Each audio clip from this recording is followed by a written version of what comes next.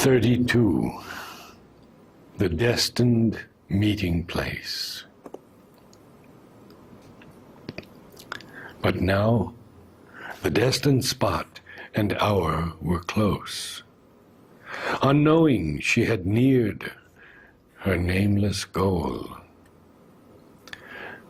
To a space she came of soft and delicate air that seemed a sanctuary of youth and joy, a highland world of free and green delight, where spring and summer lay together and strove in indolent and amicable debate, unarmed, disputing with laughter who should rule. There, expectation beat wide sudden wings, as if a soul had looked out from earth's face, and all that was in her felt a coming change. And forgetting obvious joys and common dreams, obedient to time's call and the spirit's fate, were lifted to a beauty calm and pure that lived under the eyes of eternity. A crowd of mountainous heads assailed the sky, pushing towards rival shoulders nearer heaven, the armored leaders of an iron line. Earth, prostrate, lay beneath their feet of stone. Below, there crouched a dream of emerald woods and gleaming borders solitary as sleep. Pale waters ran like glimmering threads of pearl. A sigh was straying among happy leaves, cool perfumed with slow pleasure-burdened feet. Faint stumbling breezes faltered among flowers. The white crane stood, a vivid, motionless streak. Peacock and parrot jeweled soil and tree. The dove's soft moan enriched the enamored air, and fire-winged wild drakes swam in silvery pools. Earth couched alone with her great lover, heaven, uncovered to her consort's purple eye.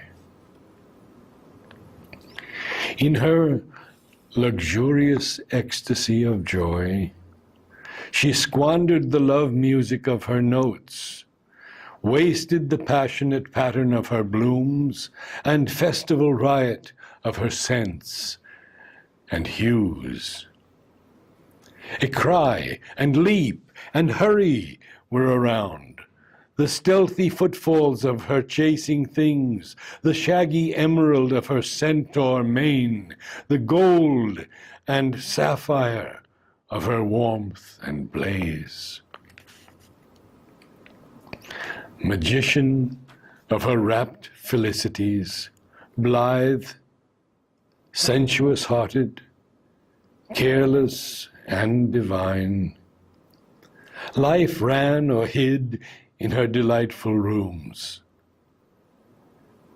Behind all brooded nature's grandiose calm. Primeval peace was there, and in its bosom held undisturbed the strife of bird and beast. All was in line with her first satisfied plan. Moved by a universal will of joy, the trees bloomed in their green felicity, and the wild children brooded not on pain. At the end reclined a stern and giant tract of tangled depths and solemn questioning hills, and peaks like a bare austerity of the soul, armored, remote and desolately grand, like the thought-screened infinities that lie behind the rapt smile of the Almighty's dance.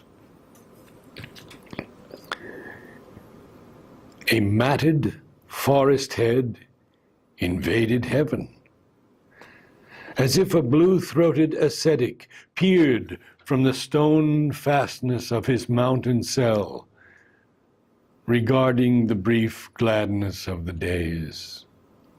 His vast, extended spirit couched behind.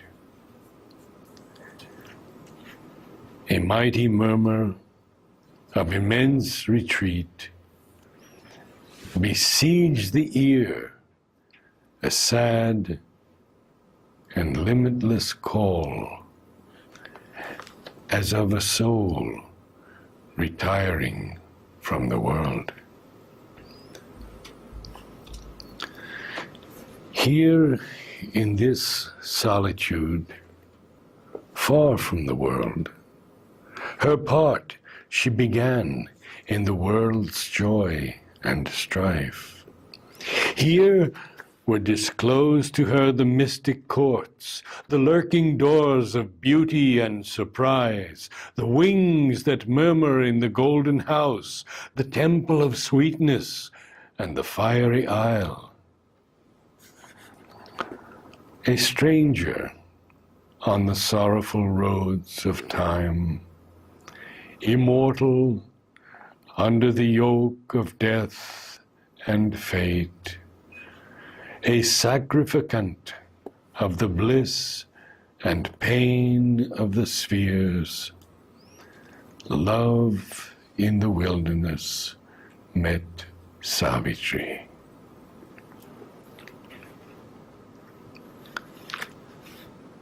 All she remembered on this day of fate, the road that hazarded not the solemn depths, but turned away to flee to human homes, the wilderness with its mighty monotone, the morning like a lustrous seer above, the passion of the summits lost in heaven, the titan murmur of the endless woods. As if a wicket gate to joy were there, ringed in with voiceless hint and magic sign, upon the margin of an unknown world, reclined the curve of a sun-held recess.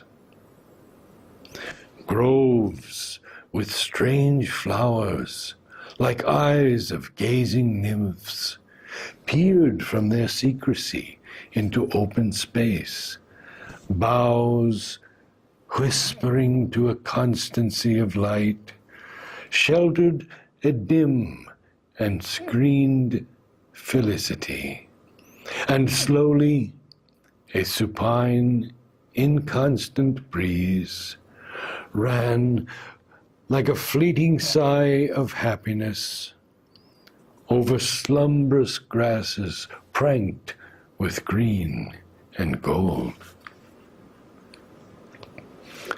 Hidden in the forest's bosom of loneliness,